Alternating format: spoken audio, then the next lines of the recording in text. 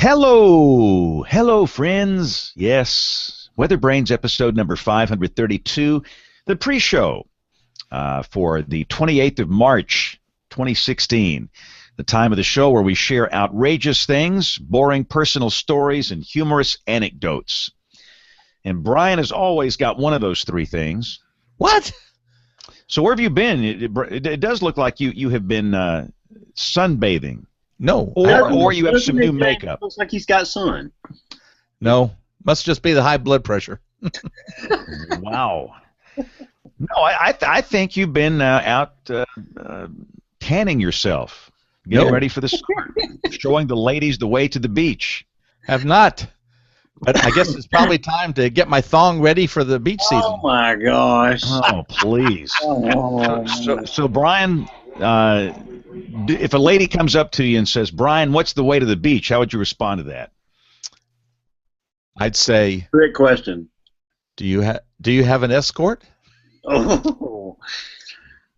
No, you're supposed to do this, ma'am. The beach is that away. Yeah. That definitely would not impress her. Take her to the gun show. Yes. Okay. Aubrey, I apologize. I guess I need new lights if these Ryan's on here and Aubrey's on here. I didn't even know we had guests. Wow, I'm embarrassed. Oh, you're sharing some tricks. He's trying to make me look masculine. Oh, you don't have to try, Brian. Oh, thank you, Aubrey. You're my new best friend. I try. So Bill says since it's spring break, I'm going to jump on just long enough. Yeah, when do we get a spring break, Brian? I mean, what? Oh, yeah, that's what I wanted to know. What are you talking about? This is the middle of the. I've not taken a day off in the spring since 1978. Wow, that long, huh? Because what happens when you take a day off in the spring? In the tornado season, what happens? You have tornadoes, and you have to come back. It just doesn't work. So. Oh, by the way, I was thinking about taking off a week in April. Would that be okay with you, sir? What? What's the matter with you people? Like, I need to get their agent here. It's like, wow. We're we have different expectations out of life, James. Look, our weather balloon was in the paper, James. I don't know. They printed newspapers anymore. What is that? Yeah, really. Vestavian's actually thriving. It has like thousands of ads in it. I wonder who sells these ads. I'm about to say, we need to sign them up for this show here. I mean, we have more people listen to this show than read that thing. We need thousands of ads. Yes, that's our show title. Where is John Porter? Hey, Ryan, can you hear us? He's frozen. Apparently not. His picture looks frozen. There's no doubt he hung up on us. I think he's got good sense. He saw the nature of the show, and he bailed. I mean, he's out. So. Yeah. Smart man. No, he's moving. He saw them guns and just ran away. There's a show title for you. Show title. All right, Ryan, can you hear us? We've yet to hear. I don't think he can hear us, and we can't hear him. This is not good. His frame rate is way low. He's probably gonna have to kill his video. Yeah, Ryan, I think Ryan's using a 1200 baud modem tonight. And John, according to Bill Murray, you were the man tonight. You were the man. I just feel like playing little Dr. John. The year was 1973. Yeah. 1973, before most everybody on this show was born, but I was around. Dr. John was around. Oh, give me a break. No, I was graduated from college. I was 5 years old. Yeah. It was just a thought. I know Aubrey wasn't here. Hit it! I've been in the right place, but it must have been the wrong time. All right, enough of that. Sorry. It's a challenge. We should see if we could get all the little thumbnail heads moving in. Yeah. That'd be cool. Hey, Jonathan, can you hear us? I can. Good evening. How are you? Oh yeah, you're doing good. I do great. Loud Hi, John. and clear. Always good to see you there, James. You got some bandwidth, man. You are clean. I'm curious about the pink walls there. Yeah, are those walls pink back there? No, it's white. I don't know. We're getting some That's a white Green. balance issue. Yeah, it's Yeah, no it's big white. deal. Yeah. Look, I'm confident in my manhood. I'd have no trouble with that. I think Ryan has some bandwidth problems. So we can paint your walls pink. Is that right, James? Yeah, I mean, hey, we could dump this blue thing and go for it. I wanted to put a nice weather scene behind you, but they beat me to it. Well, you could tear this down and draw one back here if you'd like. Yeah, and probably get fired. No, I don't care. No, you don't care if I get fired. Gee. So here, I've got you a pencil to use. Oh, okay. You know what this is, don't you? Yes, I know. It's the Apple Pencil. Yes. Yes. But I don't have an iPad that it'll work on. Let me tell you what, man. And I'm not here. Look, people think I'm an Yeah, Apple go ahead. fanboy. Promote Apple a little. Go ahead. No, if you are into tablets, and not everybody is. This is not the right solution for everybody. But this iPad Pro, and I'm talking the big one, 12.9 inches with radar scope. Wow. Oh yeah. And that So now you with You can rest your hand on it, and it still tells the difference between your hand and the pencil. What do you mean? Well, you draw with a pencil. You put your hand, like the heel of your hand, on the paper. So you've got something going on. Right. It knows what this is. It knows the difference. It's pretty smart. Now, I'm not an artist. I've seen some people that have artistic talent draw with this thing. It's just stunning. But this is the reason the iPad Pro doesn't have Force Touch, because it uses the pencils thing here. But I see. So when I'm on TV telestrating, I can use this instead of my fat finger, and there's a huge difference here. But can it do this? Yeah, there you go. I mean, wow. Allows you to circle those couplets a lot more effectively, right? Exactly. There's Ryan. He looks better. Can you hear us, Ryan? I can. Can you hear me better now? Much better. Yeah. You were what were you using, a 1200 baud modem there a minute ago, or what? Man, I got 4 kids. I think they're just sucking all the bandwidth right now. So I just switched over to the iPad, and we'll see if that works better. Yeah, you were. It was like sucking a golf ball through a garden hose. With that. Welcome to my house. Yeah. Yeah, Ryan, we have the same problem over here, and I have to tell my kids, all right, you're off. You're off. One here. I told them, I told everybody, I said, all right, everybody sign off everything for just a little bit. But I bet they just slithered down to the basement and started logging back on. Yeah, it's starting to get a little pixely again. They might have. Of course. So, wow, we're all here, and now we're waiting on the television to join us, and once we do that, we can get started. Boy. This is like the second week in a row. I think we've been all ready to go on time, which is shocking. So the clock That means just your rolled. training is working. I don't know what's wrong with it. Pre-show. All right, so I'm watching the monitor up here. As soon as they hit the TV side, we will get this side. Hello. We are now on television, ladies and gentlemen. It is 8:30 Central, 9:30 Eastern. And Bill just hung up on us. Wow, did you see that? I mean, he just hung up on us. That was a hard hang up there. You said we were on, and he went off. Yeah, he said this notice is that's our spring break, and I'm going to jump on and jump off. So I'm trying to figure. I've never had a spring break. I have never had a spring break because this is tornado season where we are here, and you just don't take spring breaks. But so, all right, well, here we go. Let me get the recorders going, and we'll get this thing started for our folks on the television side. You know the deal. You've seen this before doing the pre-show. We are merging from the pre-show to the main show, and we are recording, and here we go in 5, 4, 3, 2, 1.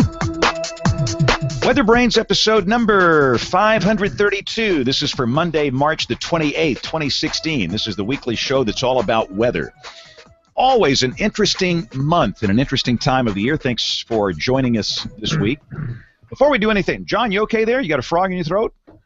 I was crunching on some dessert. Well, there's something going on with John. I can clearly tell he's eating something. So John, what in the world are you eating over there? Well, it's an ice cream pie with peanuts. Granola. Ooh. Wow. Sounds wonderful. Yeah, I was out for another meeting tonight. I was out of the house for about 2.5, almost 3 hours, so I just wiggled my way back in time for this program. Wow. All right. Well, before we go on here, we have some breaking news. We interrupt this program for a CBS Radio Net Alert Bulletin. I'm David Black, and this is just in to WeatherBrains International Headquarters. We are now confirming that the Weather Channel will, in fact, be naming spring storm systems. The first storm of the season will be named Kapuya! Kapuya! More information is coming in from our Chief Investigative Correspondent, Matthew Selly. Matthew, what are you hearing? David, in addition to Kapuya, we've learned that additional storms this spring will be named Woohoo, Yippee, Coochie Coochie Coo, and Who's Got Your Nose. David? This has been a special report from WeatherBrains Worldwide Headquarters. You see, we break a lot of news on this show. It's just amazing how much news we break. And Kevin, your investigative reporting is responsible, so thank you. I had forgotten all about that one. That was kind of funny, actually. How much are you paying that correspondent? That little kid voice, he doesn't have that anymore. He's chasing me on the pipes these days. Yeah, you know, they're like these ties. You know, we just kind of recycle the old audio bits we do. Right. You know, we bring them back after about 3 years, and they're kind of new. I want to say that was in like 2013, something like that. So Anyway, Kevin is in Wichita Falls, Texas. Yes. How are you? What's up? Nothing, you know, just enjoying some nice spring days, waiting for some thunderstorms on Wednesday, and actually more breaking news. Got the breaking news thing? Wow, more breaking news. Stand by. We interrupt this program for a CBS Radio Net Alert Bulletin. I'm going to announce a new thing. It's an award. We'll do it maybe weekly, certainly monthly, but the new award is called the Trackie. Anyone want to guess what that is? I'm excited about this. Number one, Kevin is cranky again, and number two, this thing has been up my backside for years. I want to know what bonehead started this. Well, go. Tell us what it is.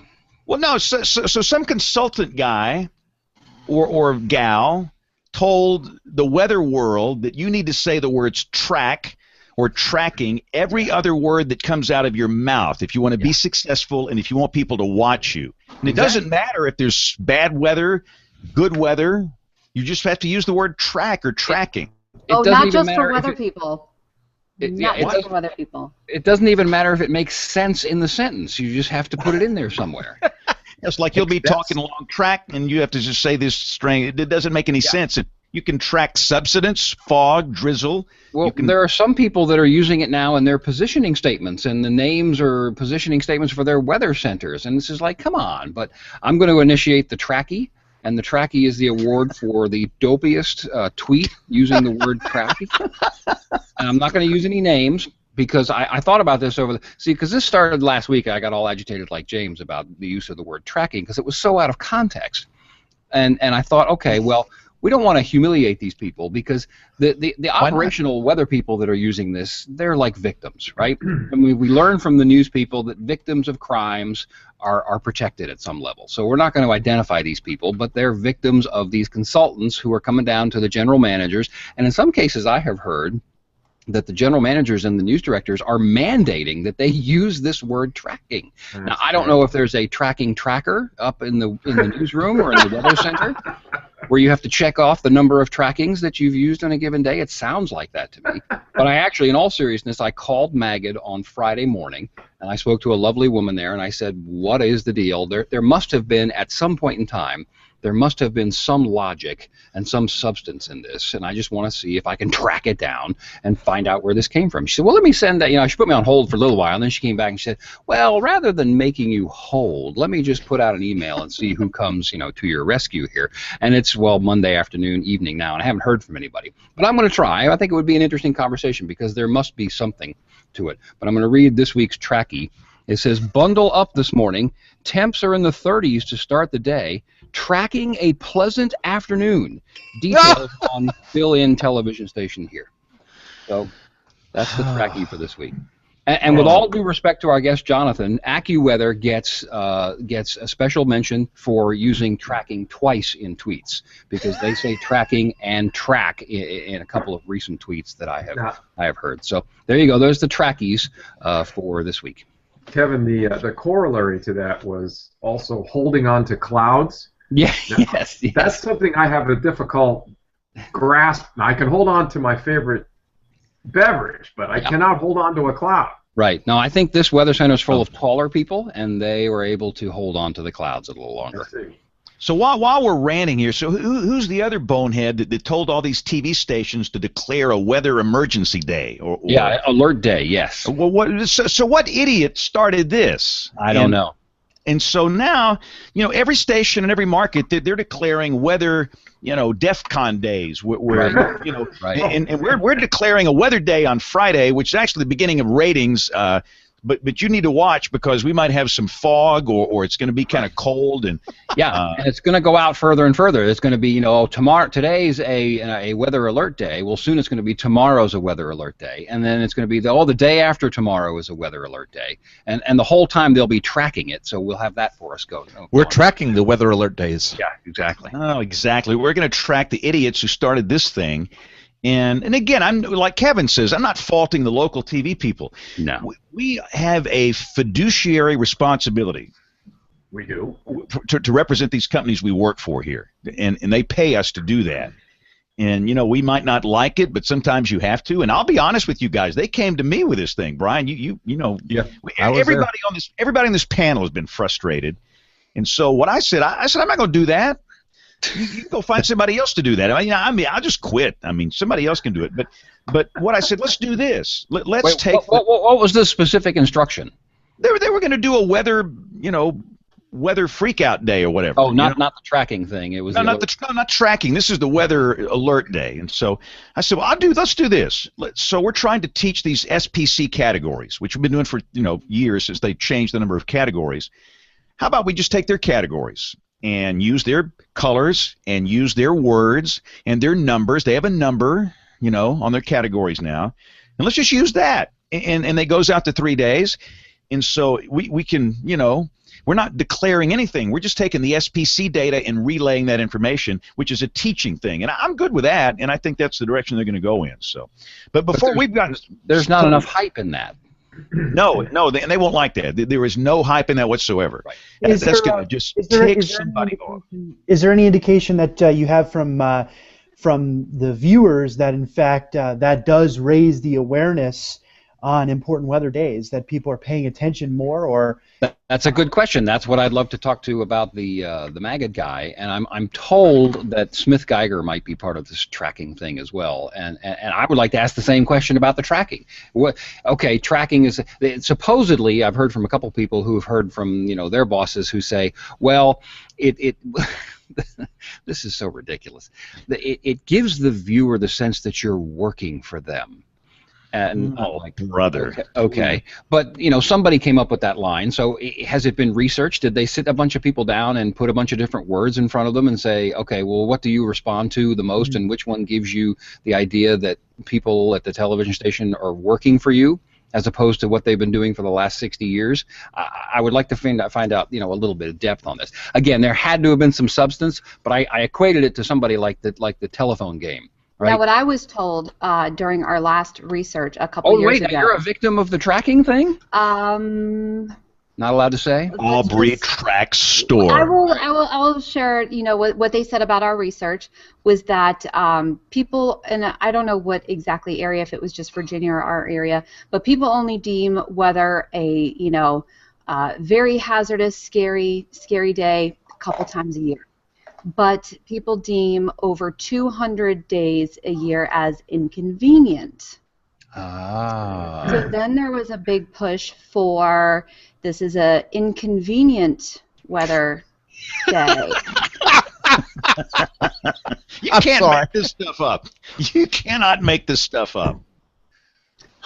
So if you have to bring in plants because it's spring or fall and there is a frost, that's inconvenient. If it's going to rain while you go to the grocery store on a Saturday, that's inconvenient. That's the show title, by the way, Brian. An inconvenient weather day. But that's what the research said, was there was over 200 something days that were deemed as people saw them as inconvenient, and I think it was the push for more people to watch on a inconvenient, which what we would call normal weather day. I had to use sunscreen today. I find today to be very inconvenient. You know, there are people who find a beautiful day inconvenient because of allergies. It really is, you know, landscapers and the snowplow people love very snowy days because they can make more money, whereas schools might not like them. So it's all right then. Well, it's 8:42, so James has got to go because he's leading the 10 o'clock news with a sunscreen alert day. No, I am. It's like they've got me up at the top because we might have some strong storms Thursday. This is Monday night, okay? So you know, I'm not leading. I'm like the second story. So I've got to get out there and dance around this whole thing. And what season is this in the southeastern U.S.? Yeah, I mean, it's like we've never had that happen before in late March. How rare is this event? Yeah. I got to go do some graphics, but we haven't introduced our guests. Yeah, I know. So well, let's see. I think Dr. John is our. You know, Bill just hung up on us and ran. So Dr. John, the floor belongs to you. All right. Well, let me pull up some information here. First, let me thank John for being with us this evening. Well, it's a pleasure to be with you. Thanks for the invitation. Always enjoyed speaking about important issues in the weather enterprise.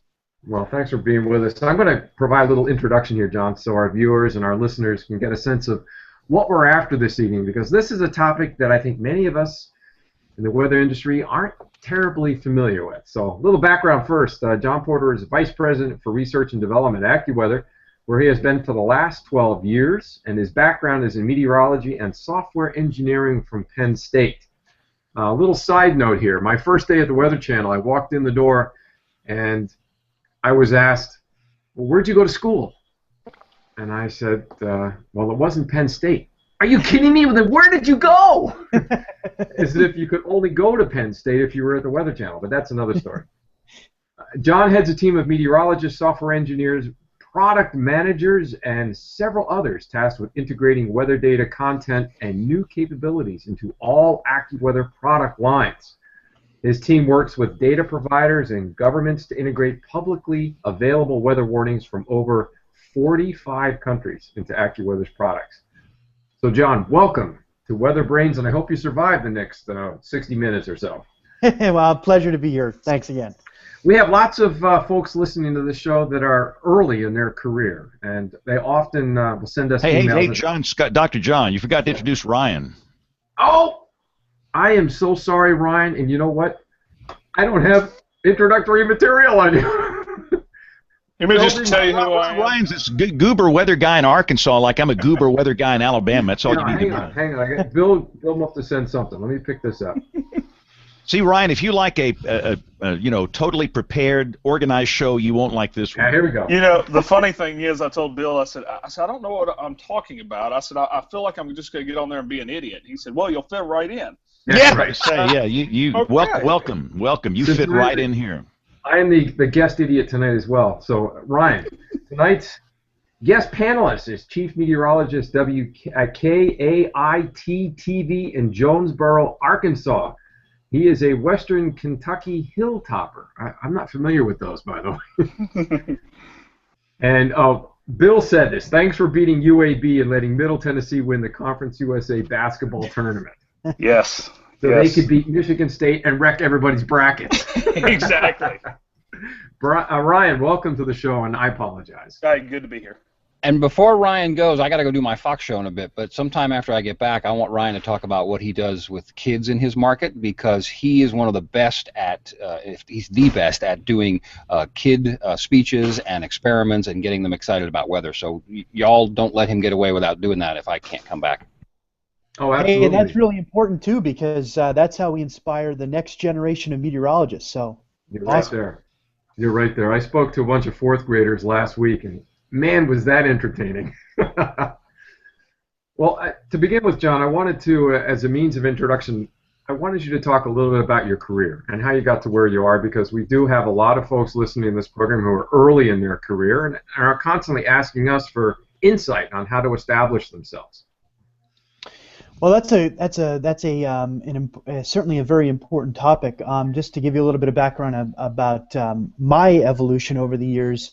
My background, as you mentioned, is meteorology and software engineering. I also have done broadcast over time as well, when I was at Penn State and also earlier in my career at AccuWeather. I guess for me, one of the interesting things was the blending of meteorology with other areas, other disciplines. So I had a lot of interest and experience in software engineering when I was later in my years in high school and in college. And it really took until our dear late friend Ken Reeves said to me when I was a senior at Penn State. He said, you're heading out to you talk about how you want to go to local broadcast, but you have other opportunities where you can leverage your software engineering skills to build new innovative weather solutions. And so that's when I really realized that I could blend the computer science and the meteorology to do new things. And I had the benefit of working with a great group of other engineers who were also meteorologists at AccuWeather early in my career. Got a lot of experience in those areas.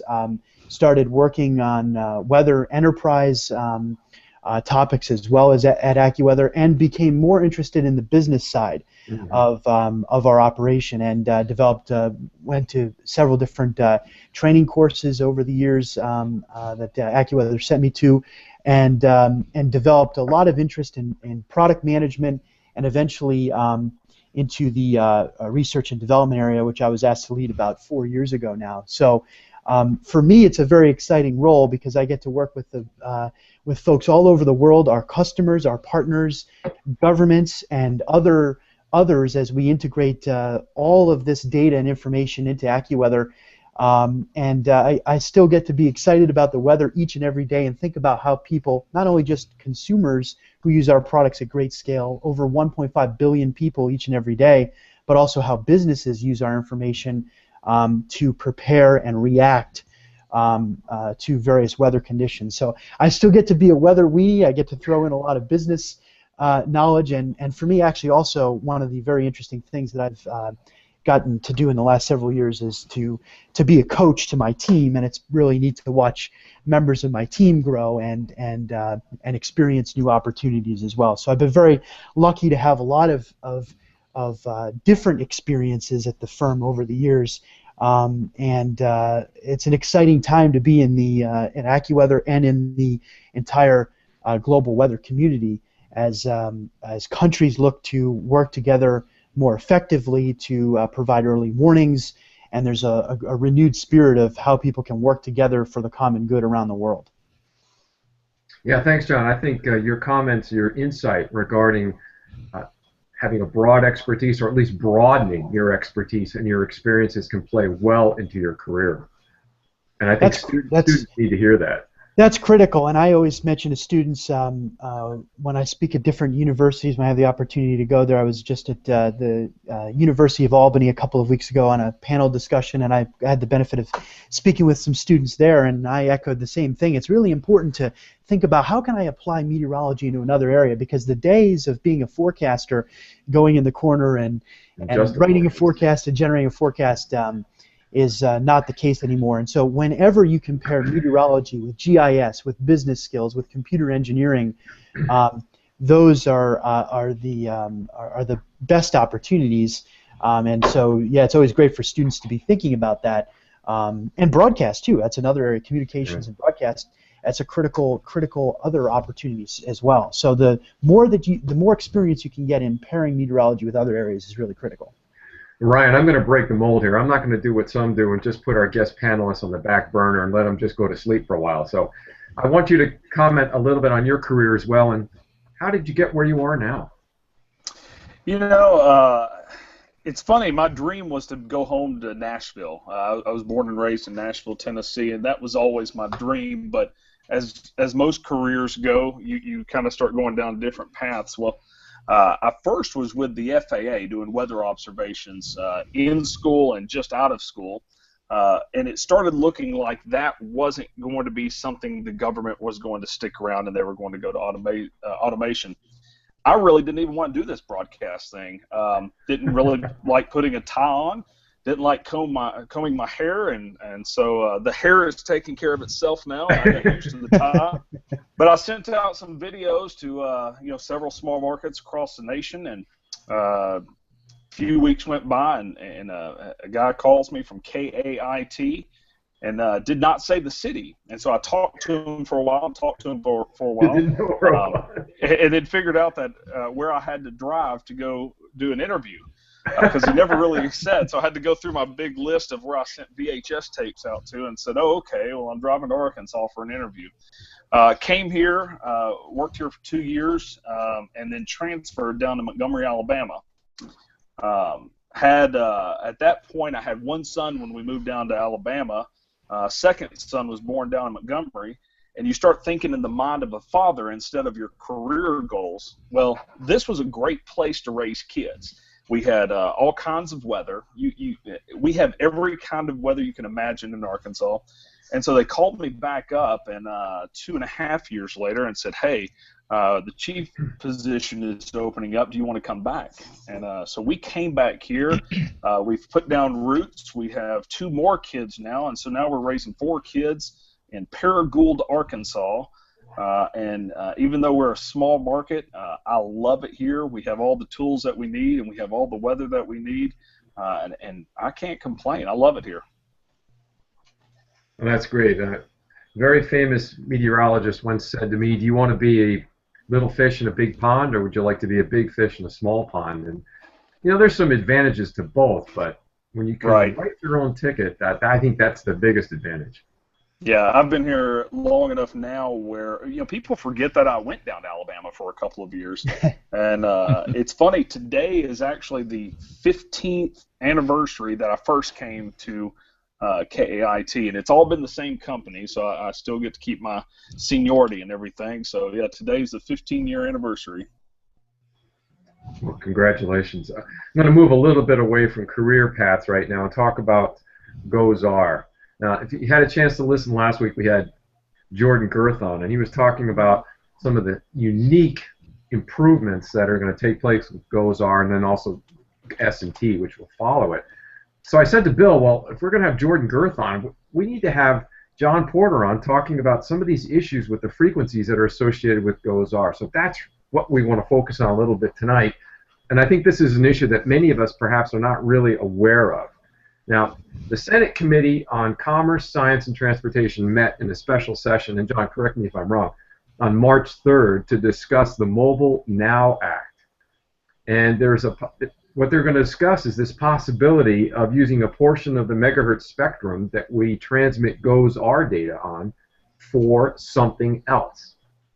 And on March 1st, the NWA joined with the AMS to produce a statement advocating against the proposed selling of these radio frequencies. And they're in adjacent bands to the transmission that will be associated with GOES-R. So that's why I wanted to get John on the program. And John, you chair the AMS ad hoc radio frequency committee, is that right? Yeah. That's correct, yes. Yep. Take us through this just a little bit, what you're doing on that committee, but also the importance of using frequencies that are so close, and also the dangers. Well, it's an important topic, and as you said, John, it's one that's not talked about a lot within the weather enterprise, because we all see all the data and information that's produced, but may not think about the way in which these observations get from point A to point B. So as you discussed, there are increasing pressures on the radio spectrum. There's only a certain amount of radio spectrum available, of course, across a wide variety of different frequencies. And what ends up happening is that there's a constant drumbeat from legislators and from other commercial companies who want access to various parts of the spectrum. And generally that's a very good thing, because a lot of times those are telecommunications companies that are looking to build out new networks and oftentimes represent new ways for people to get weather information. But the problem is sometimes those particular concerns relate to parts of the radio spectrum that are used by the weather community for transmission of data. So as you mentioned, the GOES and GOES-R series of satellites, many people may be aware of the direct broadcast, which is the way in which folks have satellite dishes and are able to collect the data streaming as it's sent from NOAA to be able to produce satellite images and other data products. And so the concern right now is that the FCC is very much actively looking at what may be involved in sharing or selling portions of the spectrum that are used for GOES and GOES-R. So we do have an issue as a community. Once again, this has come up in the past previously, but we do have an issue as a community once again where we need to be aware of these possible issues and make sure that the community is speaking and expressing to the FCC and to lawmakers and to others about the potential concerns about sharing or auctions of those particular portions of the radio spectrum. It's more, by the way, it's broader than just the GOES series of satellites. The issue right now is specifically around that. That seems to be the most pressing one. But radio frequencies are used to collect surface observations. They're used in radar data, Raywin sondes, all kinds of other mechanisms where information needs to be transmitted. And of course, the biggest concern with all this is that good forecasts require good observations, and many times good observations are transmitted by radio frequencies. Yeah, I should have mentioned that letter that was jointly signed by the NWA and also the EMS went to the Secretary of the FCC with specific regard to these frequencies, which are, I think it's 1675 to 1680 megahertz. Well, why just this portion of the spectrum is causing the problem? Aren't there other frequencies that we could be utilizing? There are, but I think these frequencies have been selected for optimal transmission of this data, and I think generally speaking, what we're going to see is more pressure on various parts of the spectrum, because when you look at these types of situations that occur, as I mentioned, there is a lot of input from various folks to open up more spectrum so that there can be further telecommunications innovations and things of this nature. Spectrum sales generate huge revenues for the federal government, on order of several $billion. So again, it's generally a good thing, but it's not a good thing when it impacts the weather community's ability to receive the data that's critical to generating the best forecasts and warnings. And in fact, we all know the importance of GOES data right now, and we can think about, and you heard, I'm sure, from Jordan, who I'm sure did an excellent job in talking about all the benefits. GOES-R is such a huge, represents a huge innovation in terms of being able to not only get higher resolution data in time and space, but the global lightning mapper and all the new derivative products and new insight from a convective initiation standpoint and many other dimensions that GOES-R is going to bring along. We can't be, as a weather community, we can't be in a situation where our ability to access that data is impaired because of possible interference from other users in that part of the spectrum. So that's why you saw the collaboration of the AMS and the NWA to bring to the attention of the FCC and others that this is an important issue and an important topic. Yeah, right.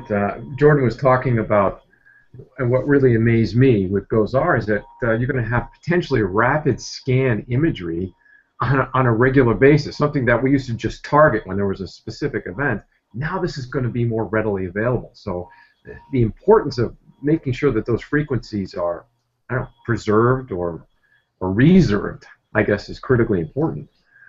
I think that's a very key point, and the amount of data that will be available. I actually believe that with the advent of GOES-R, that satellite data will be as indispensable as radar, NEXRAD data is to meteorologists today, but in a completely complementary fashion. So I think there'll be new insights that we'll be able to ascertain from the GOES-R data, and in concert with NEXRAD. I think it's going to become a really important part of what we do as operational forecasters and those that generate warnings all across the weather enterprise, and also the data fusion products that will be possible by looking at the data from GOES-R, from NEXRAD, high-resolution forecast models. Boy, we're going to have a lot of opportunities there, which is again why it's very important that the data flow is reliable. What's the status of the Mobile Now Act? Do you have a sense of that at all? Well, I think that there's been some discussion, obviously, about that, and I believe that the initially there has not been a focus on the frequencies that are used for GOES and for what will be used in the GOES-R realm. In other words, other frequencies are under discussion. But with that said, there are several other bills, there are several other items of legislation out there that involve opening up more of the spectrum, as well as the FCC is certainly very actively looking at that as well, which is why there's an ability to submit comments, as the NWA and the AMS did, as well as others in the weather community, just to make sure that the FCC and others are aware of the importance of those particular frequency bands in terms of generating the best forecasts and warnings. Yeah, that's what I was really impressed with the letter. It was a lengthy, comprehensive letter, and what was mentioned in that letter were several of these areas of concern. You're talking about lightning, severe weather forecasting. What other interested parties are trying to infringe on these frequencies? Who are those that are causing the problems? Well, I think there's, I don't know that there's any one entity, but I think it's just broadly that there are operators and telecommunication networks and others that wish to use frequencies to deliver new products and new services, which again is as I mentioned earlier, is generally a good thing for the weather enterprise, because new consumer electronic products and things of that nature allow for new ways for people to get weather information and for the community to connect to a wide range of user communities. So that's a good thing. But the concern erupts when there's discussions of particular parts of the spectrum that are used. And the thing about the GOES and the GOES-R data sets these are used by the entire American weather enterprise. These are used in the academic community in order to be able to build algorithms and perform research. They're used in America's weather industry as we produce forecasts and warnings. They're used by broadcast meteorologists, and they're also used on the federal side as well, where National Weather Service and the many other federal agencies that have some role in the hydrometeorological services make use of this content, as well as many other types of user communities, from aviation, and the list goes on and on as far as where this type of information is used. So it's critical, and getting the information out. Sometimes people say, well, but what do we need to use satellite frequencies for? We have the internet, right? And internet is an important distribution mechanism, but it's also very important. The key thing about the direct broadcast, it has the ability to get that information out to a wide range of interested users very quickly, very reliably. And as the amount of information continues to increase with GOES-R, having those reliable data interconnects is going to be even more important. Hey, John, I'm an RF guy here. You got some old ham radio operators here. So I'm an RF guy from way back. So GOES-R, what's the wavelength? Like 20 centimeters? What band is this on? Well, these frequencies are about I think GOES-R is about 1685 or 1686 megahertz. These are L-band. Yeah, that's about the wavelength. Yeah. Yeah, these are L-band antennas that are being used, and the real issue here is that if the signal strength from GOES-R and from GOES, these are fairly weak signals that are then amplified by the receivers. And I think one of the other major concerns is if you have land-based transmissions that may be at higher power, that's where some of these interference concerns come up. And depending upon some of the things that have been discussed in the past, some of these issues might be frequency, or some of these usage of the frequencies might be variable in nature. So you could have interference on one day and not on the others. And so there's, again, a wide variety of concerns where we need to, as a weather community, express the importance of those frequencies to our operations. And we've been doing this for, Brian, how long?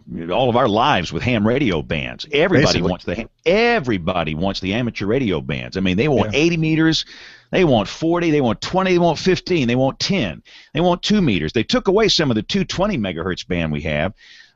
They want 440, and it's been a fight for years and years and years. And now with technology, everybody needs RF. They need spectrum.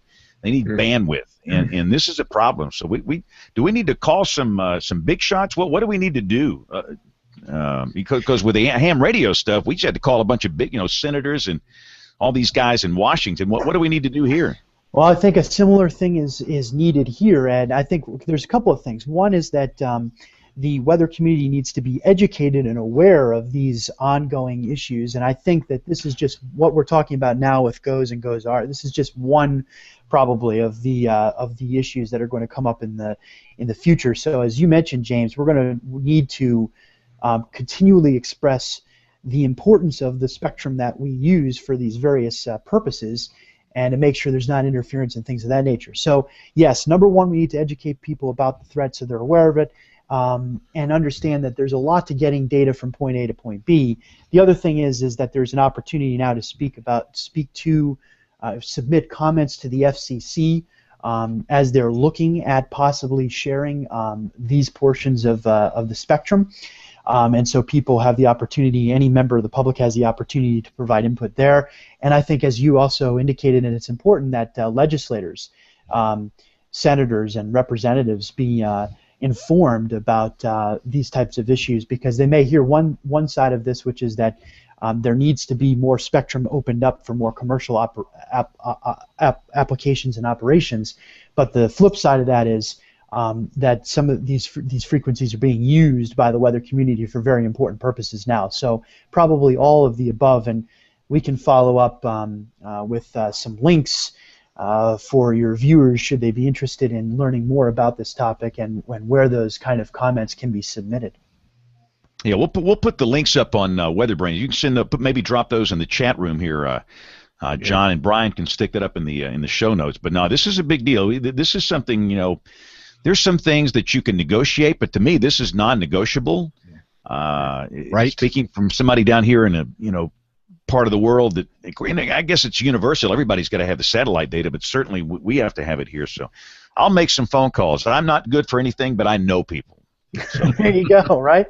Yeah. And I think that it's also good to see, John mentioned, and I didn't comment much upon it, but what the AMS has done is to spun up a focused group of people that have interest and expertise on this area. What we're in the process of doing is working toward refreshing the AMS statement about radio frequency allocation, which there had been a previous statement that had expired. So we're in the process of refreshing that so that the AMS at least has a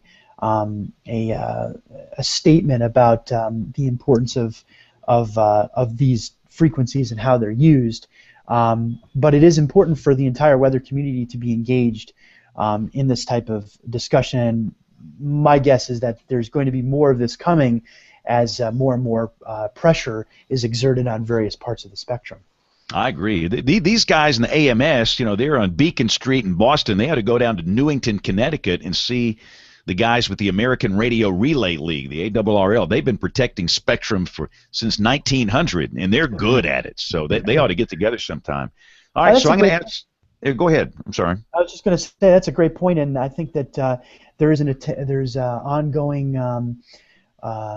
work in the weather community to look at what are some of the other user communities and other industries that have been impacted by spectrum or could be impacted by this, to see if there's ways to build partnerships around that. So I think that's a great point. There are many organizations that are affected by these types of things. So getting people to understand the importance of this and also to work together to find the best solutions, I think, is another key component. And the other thing too, you mean the FCC, you know, they just can't come in and say we're going to swap some spectrum, that we're going to put the satellite guys down at 1500 megahertz. You can't change the frequency of a GOES-R once it's up there, can you?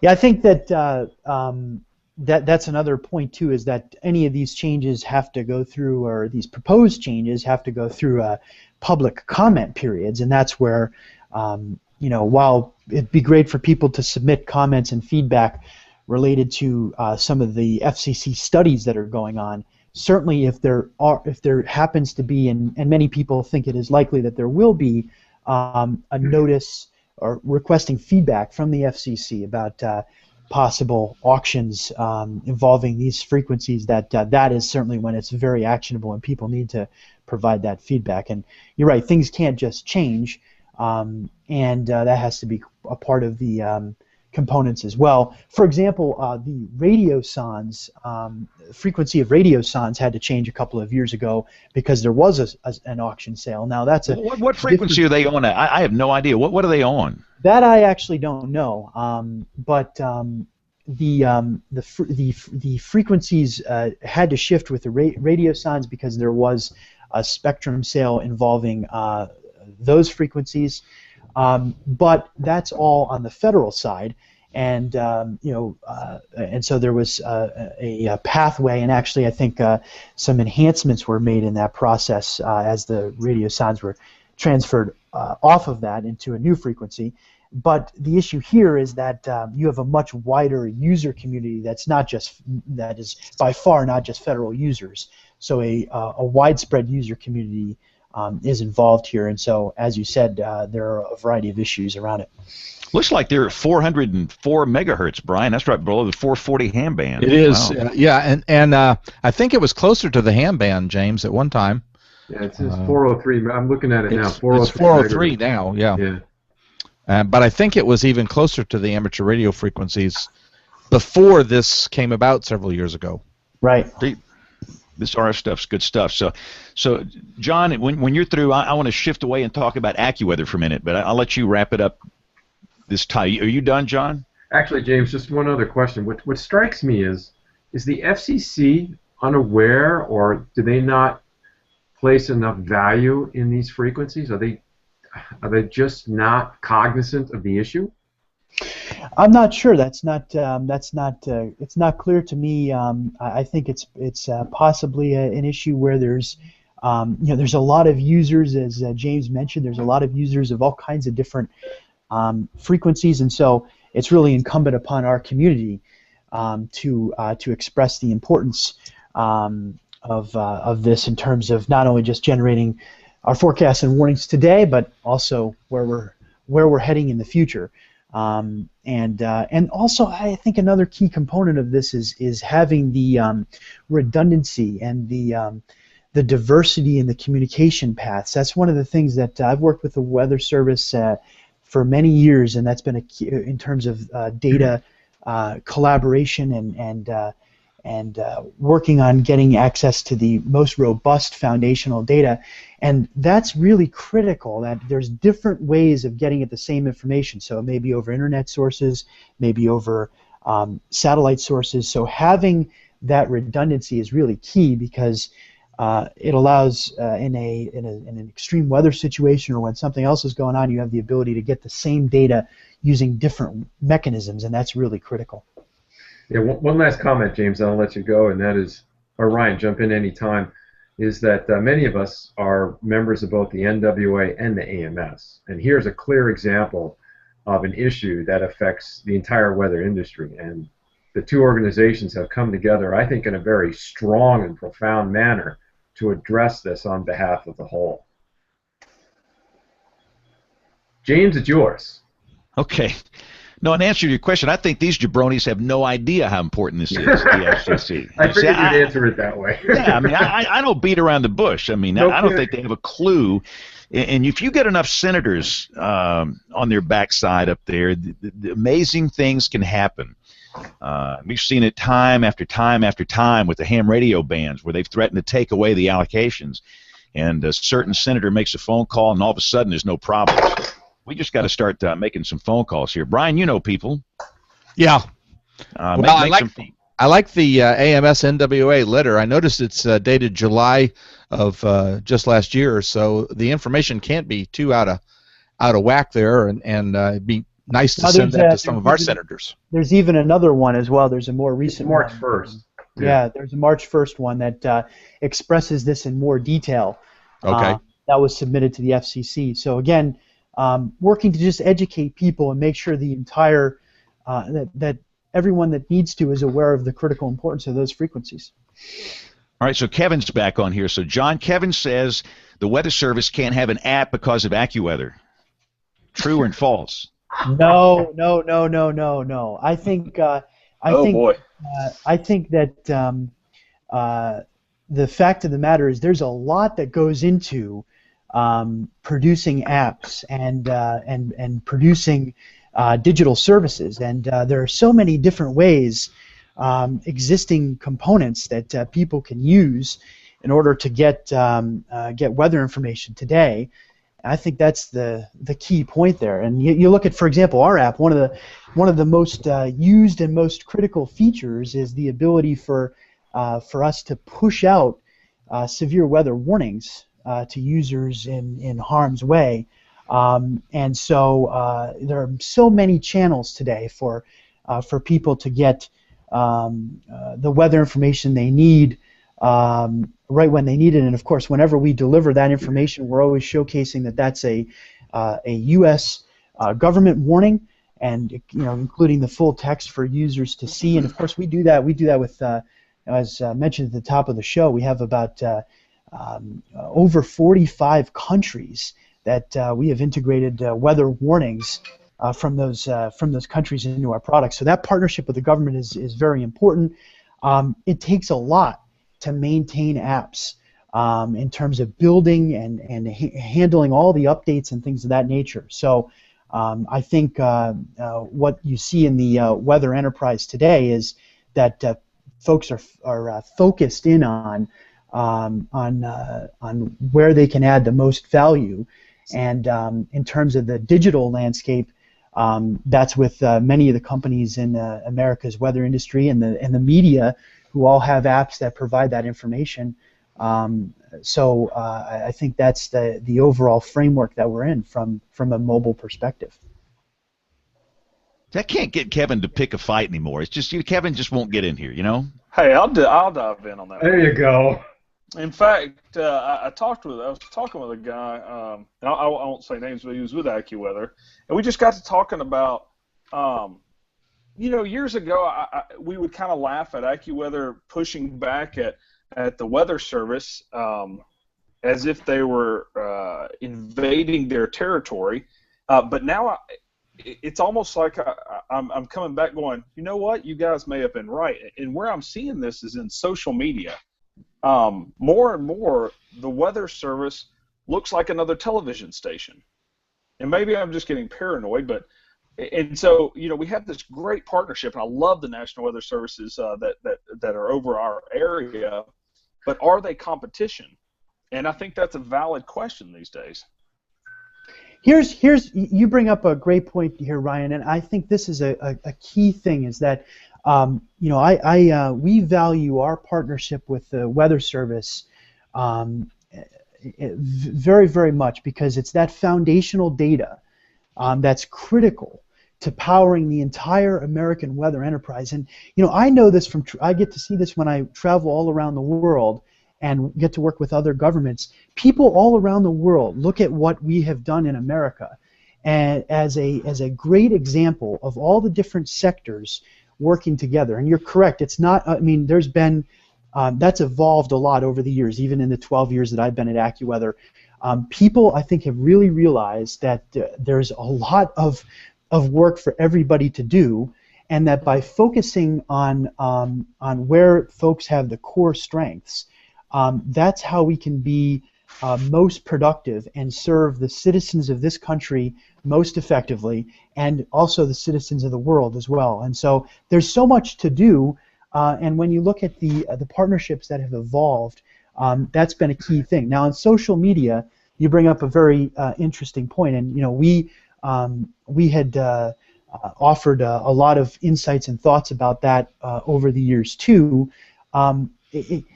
It's a question of where the resources of the National Weather Service are best spent, and from my perspective, it's best spent when those resources are being leveraged to produce the best set of foundational data, those observations, those forecasts, those public warnings. And others within the weather community and weather enterprise have the missions to be really that conduit to the public in terms of broadcasters and the weather media and weather industry that have huge audiences. So there's been great partnership over the last many years, and I think everybody has. Not to say that there won't be discussions of who should be doing what in the future, but I think that people realize that we can accomplish a lot more as a weather community in this country when we work together. I got to follow. Go ahead, John. Go. Okay, thanks. I got to follow up on this because I had a unique experience last fall, and maybe Ryan, you've had something happen to you like this. I hosted a delegation of Chinese meteorologists to WGAL TV, and it was an incredibly eye-opening experience, and here's why. They came into the studio, and I was showing them how we do television, and then I showed them how we put a forecast together. So I'm on the internet, and I'm accessing, you name it, right? And they were dumbfounded. Through their interpreter, they were asking me, why aren't you going, did you have to pay to go to the government to get this data? Yeah. They couldn't believe that it was readily available from a keyboard. Yeah. Yeah. So sometimes I think we take for granted what we have available to us. We do, and that's what I meant by when you look at around the world, the idea that the weather information, that core foundational weather information, is a taxpayer-funded operation, and that means that data is accessible to anyone that's interested in it. When you unlock that, and when that information is made available more broadly, I think that's when the innovations occur, and there's been I think in many different places there's been evolution toward that, and the concept that open meteorological data is very valuable. So you're right. We sometimes take that for granted somewhat, but what we do here, and all of us that are talking this evening representing different parts of the American weather enterprise, that's a really powerful thing, and it's a shining example to the rest of the world as how the different sectors can work together to have the best impact on society, which I think we can all agree is what we're looking to do. Even last week when you guys were talking about the data that we can now get from jets, and you guys got to the end and you said, well, where do we get those? And someone said it's free and it's coming down. Even then, being used to free weather data, I'm still thinking, really? This isn't going to be something we have to pay for or something. We do take that for granted. So John, we're all in business here, and all this lovey-dovey stuff. It's great. And people that know me know that I am right now trying to get the weather enterprise to work together to communicate a unified message during severe weather, which is driving me crazy. And that we can. But having said that, I'm not even going to go down that rat hole. So you're in business. Who's your biggest competitor at AccuWeather? Like, come on now, we're shooting straight here. You're back there in the break room, and these guys that are competing with you, you're competitive. You want to beat them. You want to beat them bad. Who's your big competitor? Well, we have a lot of competitors because we're doing a lot of different things all around the world, and so that brings sort of a whole suite of various competitors. Certainly, the Weather Company is a large competitor of ours in terms of the delivery of tailored business-to-business services as well as consumer products. But there are many other competitors across the global weather enterprise as you look at what's going on in different countries. So, all right. So let me show you this, and let's see if I can get some. So you're I think you guys are still doing this. So I'm going to throw something up on the screen here, and I've always been intrigued by this one. So in 2013, you launched a 45-day forecast. How's that working? Well, we've seen, that's generated a lot of buzz in the meteorological community, but the user response to that has been favorable in the sense that people recognize that there's obviously a difference in the accuracy of information on day 40 versus the information tomorrow, right? But we've had favorable feedback from users about that, and that's something that the forecast models. When you look at all the forecast models that are out there, many models now are being run well past 45 days, and so that's a particular area of focus from the weather community in terms of being able to provide longer range forecasts. So quite frankly, there's been a lot of interest in it, and we're making the information available. It's not just raw weather raw model outputs. There's a series of algorithms that are being applied to that data and post-processing that data and removing bias and things of that nature. So as the computer, and I think this is going to be something that we're going to continue to see in the weather community. There's more and more need from a business perspective and from consumers to look at the forecasts in that kind of interval. So the user response from it has been positive. So what's your verification statistics like in days 30 through 45?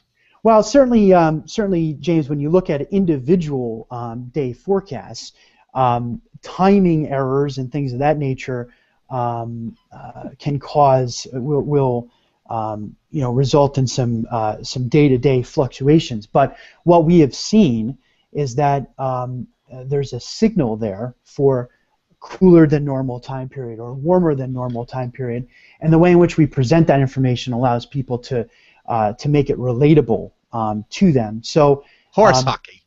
So we have seen the information be able to be displayed in that manner, and in fact, as I said, the user feedback on it has been positive. So people recognize. I think sometimes in the weather community, we ourselves do not realize that in fact people do. We don't give our users and the general public enough credit. People realize that there's a difference between an extended range forecast and a short-term forecast, and they also recognize that that information is going to change as we get closer to it, and folks have, I think, looked at it from a trending perspective, and that's how they integrate with it. So nobody thinks that a day one forecast is going to have the same characteristics as a more extended range forecast. All right. Well, I'm looking at my forecast here, and it says on May 11th it's going to be sunny and 74. So I'm going to check you out, John. I'm going to call you up on May 12th and see how you score there. Let us know. We have seen, as I mentioned, we have seen in patterns where conditions are, varying from normal quite substantially. There's a signal there and people are watching that and trending that as we move forward. So I think, as I mentioned, we don't give the user communities, I think, enough credit in some of those ways. And again, as we say, the forecast models are increasingly being run out at that time period, not just deterministic models, but ensemble systems that are providing guidance at that time period. Go ahead, Kevin. What's the verification procedure on that? Does it mean, do you check it 45 days out, or is it adjusting as it gets closer? How do you know? When what's his name was here, he tried to explain that, and I didn't get it then either. So that's there's a couple two things there. You mentioned about verifications, and I'll mention a little bit about that in just a minute. But with regard to the trending of this, as new information, as new model runs become available, that information will be updated several times per week, and those forecasts will be refreshed as we get closer. And certainly, as you get closer to different time periods, different types of information will be available. And those will all go to synthesizing and generating those forecasts. And again, as mentioned, there's a lot of different things that go into that. It's just not the raw model output, but we're leveraging normals and statistical corrections in order to be able to make that forecast as robust as possible. Now, with regard to verifications, yes, we keep track of all of our forecasts in detail. And we look at the performance of our various forecast systems, and that information actually, in many cases, can be used to improve the forecast going forward. But I don't understand what the time frame is. What day did you mention, James? May what? 11th. Yeah. That's I'm looking at a forecast for me for May 11th. So on May 11th, do we look back to today and say, okay, the forecast for May 11th was X, and then determine the verification there? Yeah, of course. We would look at that, and we'd also look at the. And so, looking 45 days back, what's the verification rate on these? Well, again, it's not only just the day, right, but also looking at the period in question. And so, if you look at the 5 Wait, what does that mean? Period. In other words, Kevin, they're not going to tell you. No. Well, no. I mean, come on, give me a break. First of all, we're being told that people recognize that the forecast out 45 days has some uncertainty. Except I'm looking at a 45-day forecast, and it's in exactly the same format as day one is. You're giving the public, especially people who are not educated, you're giving them a lot of credit for knowing that there's some uncertainty in that forecast when it looks identical to days 1, 2, 3, all the way out to day 45. Well, that's a key thing, and we want to, it's presented in that manner because if you just talk about things versus normal and other ways, it's not very relatable to users, right? And you're right, but that's I'm letting you know what the feedback from our user base has been. They're obviously aware of that, and I think we don't sometimes give people enough credit for understanding that. Of course, the forecast is going to change as we get closer. I'm not talking about the forecast changing. You know, day 38 is a severe weather tracking day. Yeah, and I've got a thunderstorm or two on Monday, May 2nd. Yeah, right. So you're trying to tell people that forecast is just as good as what day one is, and I think you're trying to hoodwink people. I don't think people understand that. There's no expression of uncertainty that far out. Now, I happen to hate probabilities, so I don't want to see a probable, how good is this forecast in terms of probabilities, but it's you're trying to fool people here. It's the present. It's all in the presentation. I think what we're saying, John, that you can't find anybody in the weather enterprise that will say there's any skill in a specific forecast beyond 10 days, and yet you think that there is, and we just beg to disagree that there's any skill set out there, and that's why we're asking about the verification, trying to see do you have a skill set at forecasting daily weather 45 days in advance? We certainly have a skill set at being able to showcase the trends, right, in those time periods, and that's what we always talk with users about. And again, if people, we're not forcing anybody to look at the product, right? People can certainly choose to interact with the information, and they do. And one of the things that we see is when an expression of value is in being able to revisit the information and to look at it. And so and the feedback, as I mentioned, has been good from users. What I feel like I keep hearing is a version of, well, it's popular, so we do it, as opposed to it's responsible, so we do it. Is that fair? Well, it's popular, and it has been shown to be valuable to our users. And again, I'll go back to, well, that's the same answer. Valuable to the users means popular. If there was no value in the product, people wouldn't look at it, and people that's popular again. People wouldn't care, right? Okay, so let me go back to the verification thing then. On every given day, today, if we look back what you said for today, 45 days ago, what is the verification rate there?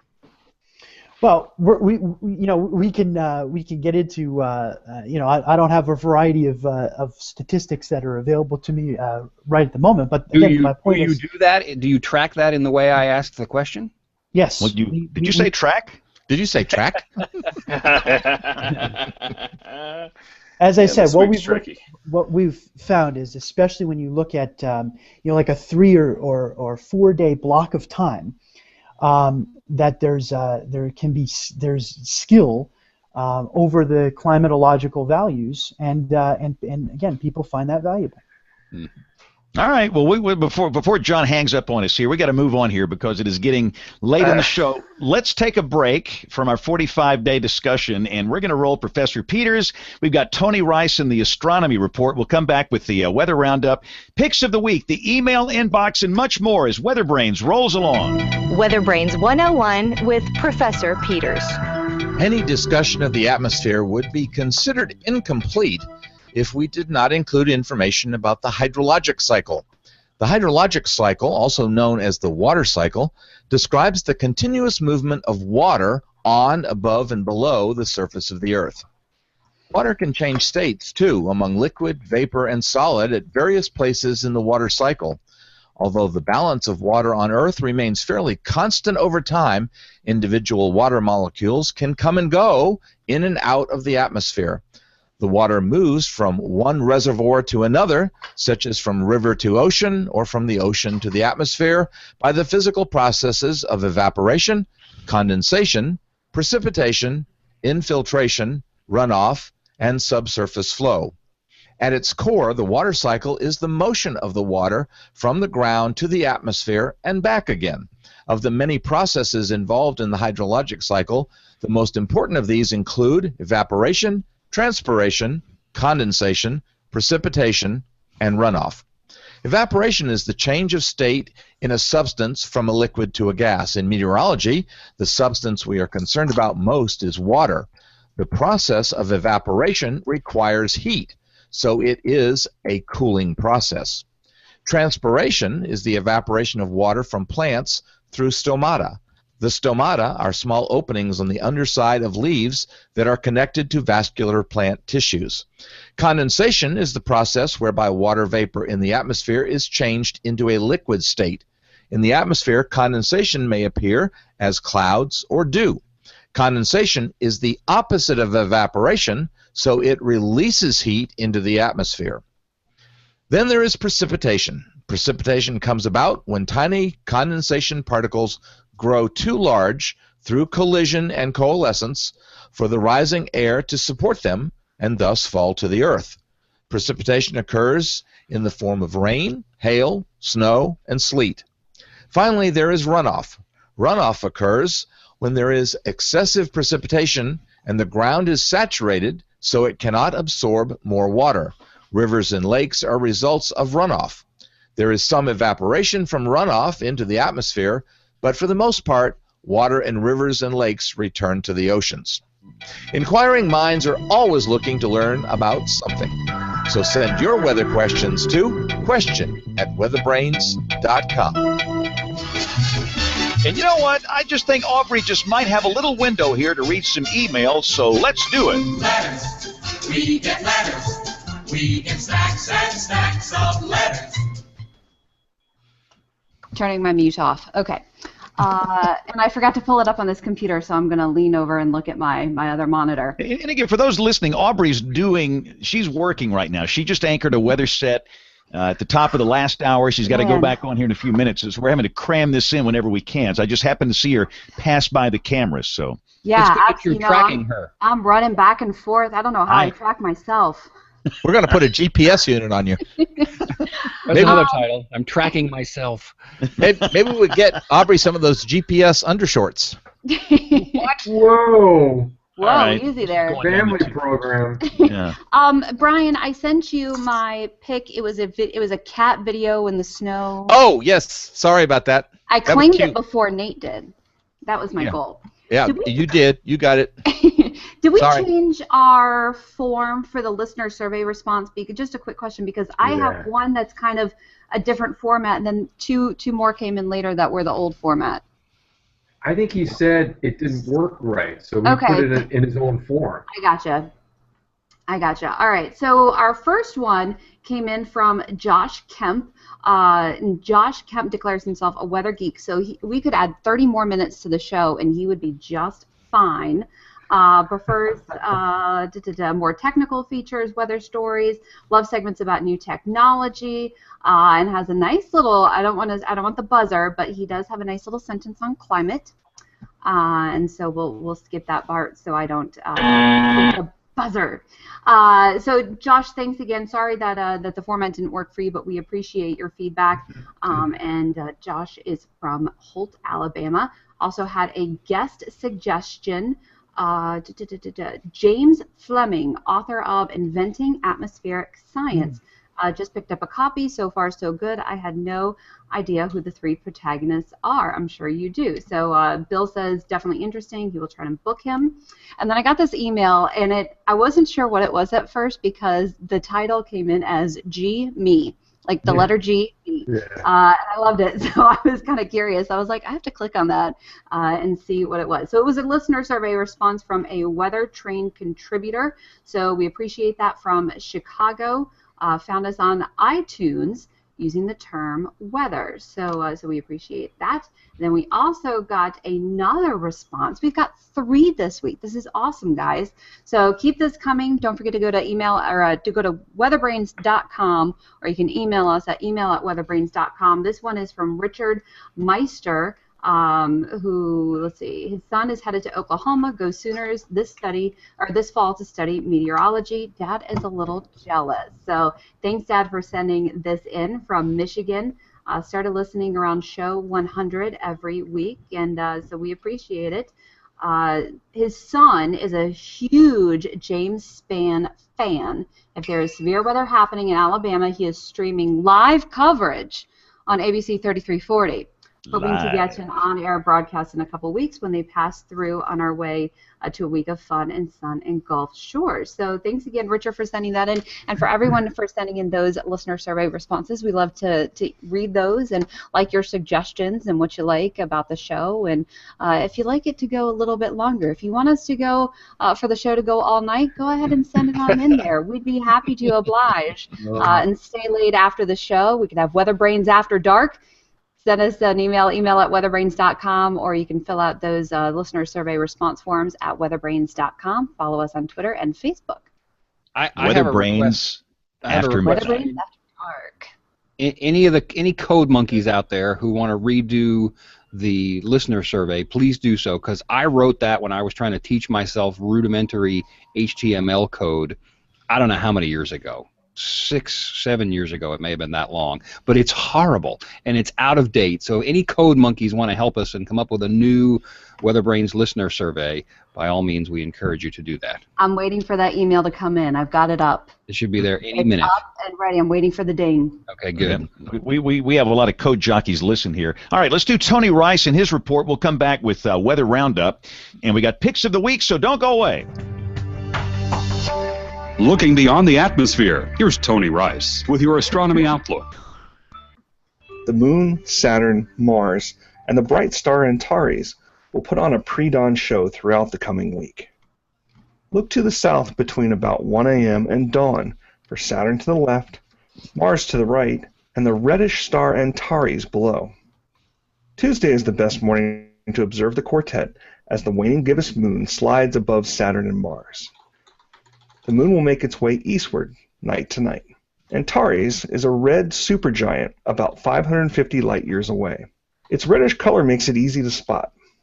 This star is huge, nearly 900 times the size of our own Sun. So big, in fact, that if we swapped it with our Sun, it would not only engulf all the terrestrial planets, including Earth, but it would extend out to a point somewhere between the orbits of Mars and Jupiter.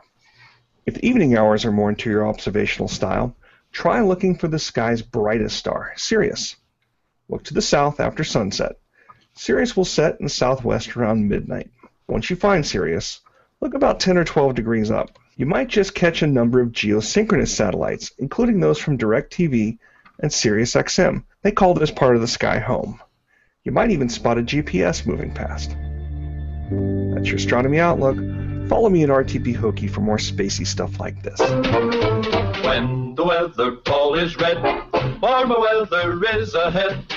When the weather ball is white, colder weather is in sight. When the weather ball is green, no change in the weather is foreseen. When colors blink by night or day, precipitation's on the way. Time for the Weather Roundup. This is done on March the 28th, 2016. And I see that Dr. John is showing us Alaska. Yeah. Were you aware of what happened in Alaska yesterday? Well, actually, in the Aleutians. What, about a volcano? Yeah, Pavlov volcano. And so what I'm showing here, for those of you that can actually see this, we have an IR loop, and to the right of the image, basically centered over the image, you can see this high amplitude ridge that's moving into British Columbia and southern Alaska. If you look to the west, there's an upper level low, and in between are southerly winds, and you can see the plume of the ash cloud coming from the Aleutian Islands heading up towards southwestern Alaska. Spectacular imagery here. So there's actually, I was looking at Anchorage's statement for the Weather Service. Where did it go? Anyway, there's actually an ash advisory right now being issued for the Aleutians. Wow. And again, for those watching, this is not visible satellite imagery. This is infrared, which makes it even more impressive that you can see it on that. It's up to 20,000 feet. So, yeah, it's pretty high in the atmosphere. So those alerts really are used. Yeah, right. Yeah, that'll be a big thing for aviation. Obviously, they'll be keeping themselves a safe distance away from that hazard. Precisely. And again, when you've got a big ridge pumping up over Alaska, you got a downstream trough somewhere, and it sure looks like we'll see some pretty good mountain snow. Did I see a blizzard watch for parts of Wyoming issued today? You did? Yeah, John is our national correspondent here. You're probably better qualified than the rest of us to do national weather. But so we got the snow in the west, and then we'll have the chance of severe storms, as John is showing on Wednesday. That's the day 3 convective outlook. And we got this big risk of severe weather from the western Gulf up to the Corn Belt. And that's the reason I'm the lead story in the newscast tonight, because we might see some active storms with that on Thursday, and also some tremendous rains down here in the southern states, possibly from this, maybe in excess of 3 inches for some spots. John, does that thing look obscene or what? You know, I don't know what it is. Don't go there. Yeah. I know. Somebody started pointing these out. I don't even know who did it. But now I look at these things and I see things I shouldn't be seeing. So you're right, you shouldn't. and then after this thing passes, it's going to turn pretty cold. You guys up in Pennsylvania, it's going to get brisk up there, huh? Oh, it's going to be quite a cool down here as we head toward the weekend. Certainly, it's not going to feel like early April for sure. Yeah. And well, even down here, we could see some 30s into the deep south by Sunday morning. So yeah, this winter just doesn't want to leave. Hey, well, I was away. Did you guys talk to Ryan about his kids' programs? Because I want to do that before we have to go away. No. So that's kind of the weather roundup. And let me just say, Dr. John or somebody will have to kind of take over because I have to go lead the newscast here. And y'all can do picks of the week. But before we do that, Kevin, I got to roll some Tarmo Tanelsu audio. Yes. Which is our favorite thing. We just like to hear this guy talk. Yeah. Whenever he sends an audio message, we love it. Doesn't matter what he says. No, I don't care what he says. I just like to hear the guy talk. So let's roll it. Hello, WeatherBrains. This is Tarmo Danilso from Laguja, Estonia. We have been having highs in the 50s in the last few days. 50s, of course, in Fahrenheit. The spring has definitely sprung, and we sprung ahead to daylight saving time last weekend, putting us in the same time zone with Moscow for the next 7 months.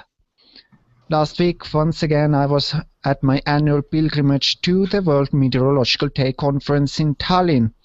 For a second year in a row, the World Meteorological Organization had picked a topic for this day, and this, of course, also was reflected in the conference. And in fact, these presentations were quite much just on that topic. Well, I hope the World Meteorological Organization, if it is still World Meteorological Organization and not World Organization, picks a meteorology topic for next year. With this, I now crawl back behind my firewall between weather and Elsewhere in the world, the weather has been acting up, and one area that has caught my attention is the Middle East and Arabian Peninsula. Just this evening, as I'm recording this, reports are piling in from Saudi Arabia of thunderstorms causing strong wind gusts and hail. And I'm not meaning pea-sized hail. I think the size can be compared with coins. Also, heavy rain has been a thing. Among the places affected is the region around the capital city of Riyadh. In fact, just as I was preparing the rough script for this segment, the Saudi state television, which I can get here over the satellite, flashed a breaking news banner about similar weather. In any case, if you thought that the Arabian weather is all sunshine, heat, and camels, then think again. The weather actually gets pretty active over there sometimes. And that's it for now from Laguja, Estonia. This was Tarmo Danilso. So he didn't have a buzzer; he had a beep. That was awesome. All right, beeped himself. So Kevin or somebody, y'all tell you, I got to go do some TV here. All right, I got to go soon too. But Ryan, I've seen such great videos go by with you and the kids. Tell us what your favorite age group is to do and what you do on your little weather roadshow there. You know, I'd say somewhere between 5th and 6th grade. 5th and 6th grade, they're smart enough where they start getting stuff, but once you get into 7th grade, they start getting a little smart aleck. And so I've kind of catered everything to where 5th and 6th grade is really where you can have some really fun science experiments. They start understanding it a lot. And we do things like we get the rubbing alcohol and pumps and make clouds and bottles, and we implode cans by making things go from water to water vapor and then back to water and creating void spots. And if it's one of my kids' classrooms, and maybe I can bring some dry ice or something like that and cloud up the room. But you know, I travel around our viewing area and just get kids excited about science. And you know, I'm getting to that age now. Like I said, this is my 15th year since I started. I'm starting to get adults come in that come up to me and say, "Yeah, you spoke to me at my 6th grade class," and that's starting to sting a little bit. But we have a great time, and I try to put some of the videos out there on social media also for the kids and for heck, I've gone and spoken to Rotary clubs, and they ask me why I'm not doing science experiments. So maybe I should start doing it for adults also. Well, you get a lot of credit. I think there's a lot of work involved in that because you've got to have a big kit full of stuff that you're taking with you, right? I do. In fact, I'm thinking about getting a wagon because I've got a big tote, and that's what I do. It gets heavy, so I need to get. I'm really thinking about getting a wagon and rolling it into the back of the. Yeah. We've got a chase truck that we take and just start taking a wagon. Well, for all the broadcasters, if you're not following Ryan somewhere, go and do that because he puts up some of these little shows, and the kids are just delighted with it, and you get a lot of credit for doing that. I applaud you for that, and I got to go do my 10 o'clock show, but thanks for coming on. John, you take over? Okay, thanks, Kevin. Hey, Ryan, have you done ivory soap in a microwave? No, I've heard about that, though. I have heard about that. That's pretty good, too. The kids just flip out because they think the the soap is going to explode in the microwave. But what you end up making is a soap souffle.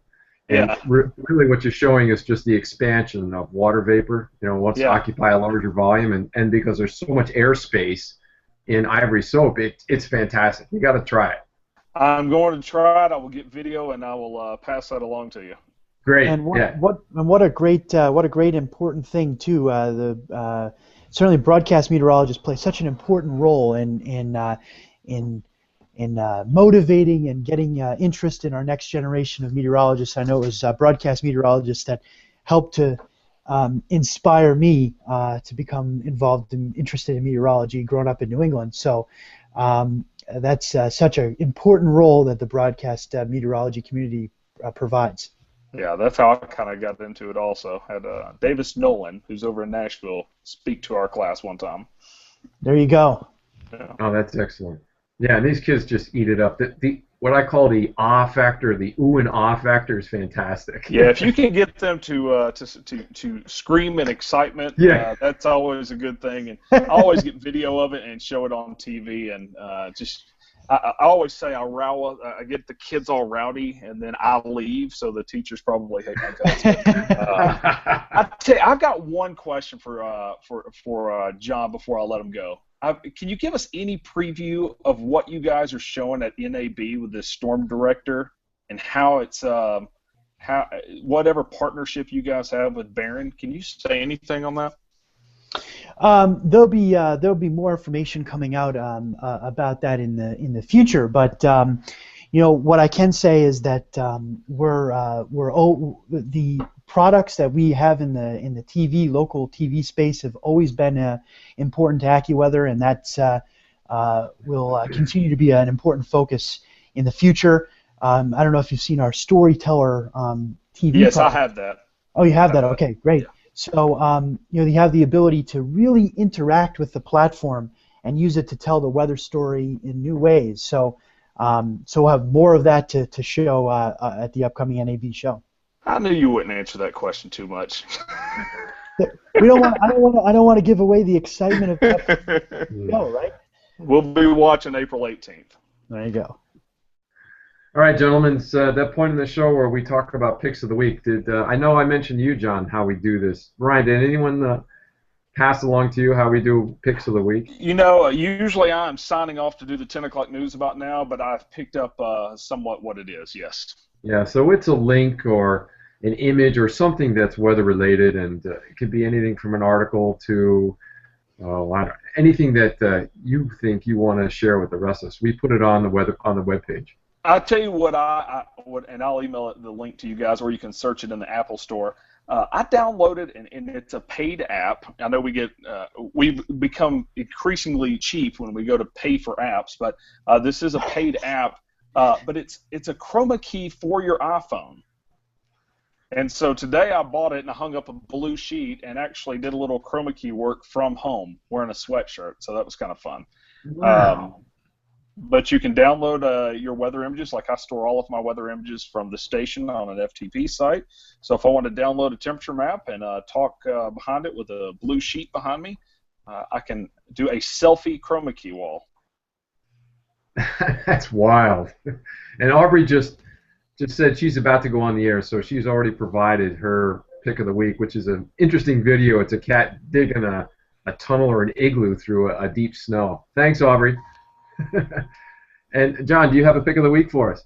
Well, my pick of the week will be we'll forward along some information that you can display about how people can get involved in learning more about the radio spectrum issues that face our community, and also some information about how to submit feedback to the FCC about that.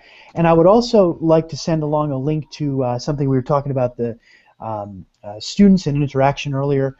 An idea that I wanted to send along was the AMS, the website for the American Meteorological Society Board on Private Sector Meteorologists. That's where there's a mentoring program that students can get involved in, and mentors from all across the private sector weather companies and America's weather industry participate in that program, and students can really get a mentor already in the weather community and learn about the skills and the technology that's most important. So for anyone that's interested in applying their meteorology degree in interesting ways, that's a great program to get involved in, and I'll send that information along. Yeah, great. Thanks, John. NWA does the same thing. I'm a mentor for the NWA, so we have the same kind of link. Brian Peters, pick of the week, please. Don't have one this week, John. I know. I was looking forward to hearing the foghorn. I know. Well, I have a couple. Some kind of audio effect for that, right? Yeah. Yeah. I have a couple. I have to send you one. But my pick of the week is, too bad James isn't here. It's to raise the ire on the discussion of linking extreme weather to climate change. So there's a whole science that's developing around what's called attribution, which is, can we link a specific weather event to a changing climate? So that's an interesting discussion that takes place. I actually found this in physics today. So we'll put that on the webpage. And I guess at this point, it's I guess I can see Kevin, but I'm sure that he's doing his program. Am I right, Kevin? Yeah, I think he's out. Okay, good. Well, let me thank both John and Ryan for joining us tonight. It was a great program, and the information that we were able to transmit, fantastic. So thanks, guys, for being part of it.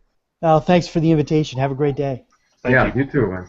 Goodbye. To round us off, this is WeatherBrains. We are on every Monday evening, 9:30 Eastern Time, 8:30 Central Time, and we talk about all things weather. If you've got ideas, concerns, want to send us some links of your own, it's email@weatherbrains.com. And this is John Scala signing off this evening. Have a great one. Thanks, guys. You can tell it's not James. John has much too much hair for James. Good night, John. Take care. So long, Good night, guys. Kevin.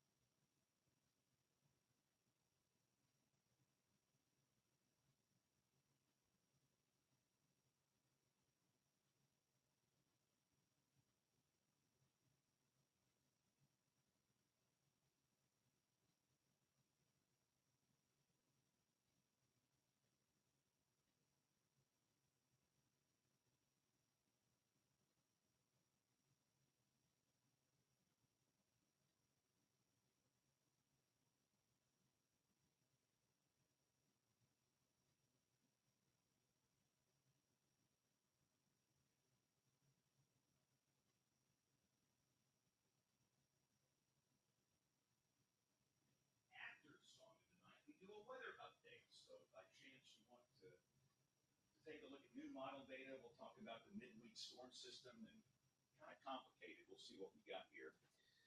All right, so this is the WeatherBrains corporate headquarters. If you want to see what it looks like when I'm doing WeatherBrains, here you go. And hello to our WeatherBrains fans. Let me turn my camera back on here. So this is creepy. This is when we're on YouTube Live and on Periscope Live. And we're sucking so much bandwidth here. Goodness gracious. So anyway, WeatherBrains, that was a fun show tonight. Very interesting. Thanks a lot to Tom and Ryan for being on the show. And we'll see you guys next Monday night. Thanks for watching. We're going to terminate the old broadcast here.